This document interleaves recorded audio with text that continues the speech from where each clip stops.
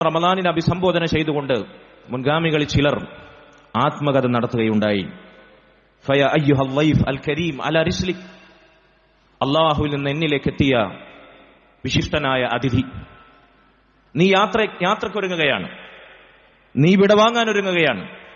ഫഖുലൂബുനാ ലാ സാലത് മുസ്താഖതൻ ഇലാ വസ്ലിക്, എന്നാൽ ഞങ്ങളുടെ ഹൃദയങ്ങൾ, ഞങ്ങളുടെ അന്തരാളങ്ങൾ നീയുമായുള്ള സമാഗമം, നിന്നോടൊന്നിച്ചുള്ള ഈ ഒരു മാസത്തെ കൂടിക്കാഴ്ച, നിന്നോടുള്ള ഒത്തുചേരൽ ഇനിയും കൊതിക്കുന്നു. മതി വന്നിട്ടില്ല, കൊതി തീർന്നിട്ടില്ല, ആഗ്രഹം അസ്തമിച്ചിട്ടില്ല. ഇൻതളിർ വതമഹൽ ഫമാ അജ്മല മഖാമക്.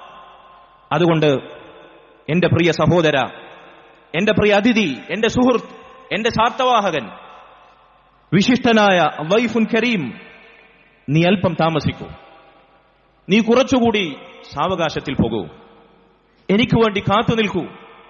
ഫമാ അജ്മല മഖാമക്, എത്ര മനോഹരമായിരുന്നു, എത്ര സമ്മോഹനമായിരുന്നു നിന്റെ വരവ്, എത്ര ആഹ്ലാദഭരിതമായിരുന്നു നിന്നോട് ഞാൻ വകവെച്ച് നൽകിയ വരവേൽപ്പ്. വമാ അഹ്ലാ അയ്യാമക്, നീ എനിക്ക് സമ്മാനിച്ച ദിനരാത്രങ്ങൾ എത്ര മധുരിതമായിരുന്നു. വമാ അംത സിയാമക്, നിനക്കു വേണ്ടി ഈ മാസത്തിൽ അല്ലാഹുവിനു വേണ്ടി നോമ്പനുഷ്ഠിച്ച വ്രതാനുഷ്ഠാനത്തിന്റെ പകലുകൾ എത്ര സമാധാനപൂർണമായിരുന്നു, എത്ര സ്വസ്ഥതപൂർണമായിരുന്നു. ലഖദ് ദുഖ്നാ ഫീക ലദ്ദതൻ ഫീ ഗൈരി കമാ ദുഖ്നാഹാ, ലഖദ് ഇശ്നാ ഫീക ഈശതൻ ഫീ ഗൈരി കമാ ഇശ്നാഹാ.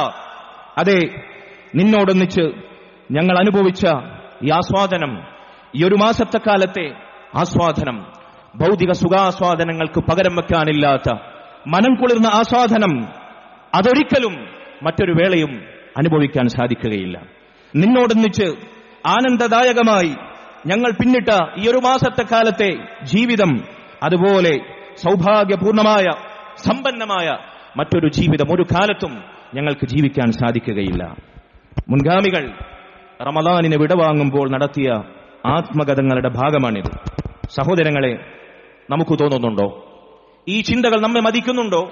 നമ്മുടെ ഹൃദയത്തിന്റെ അന്തരാളങ്ങളിൽ ഇങ്ങനെയുള്ള ആത്മകഥങ്ങൾ ഗദ്ഗതമായി ഉയരുന്നുണ്ടോ? ചിന്തിക്കേണ്ട സമയമാണ്. അല്ലാഹു സുബ്ഹാനഹു വ തആല തൗഫീഖ് നൽകുമാറാകട്ടെ.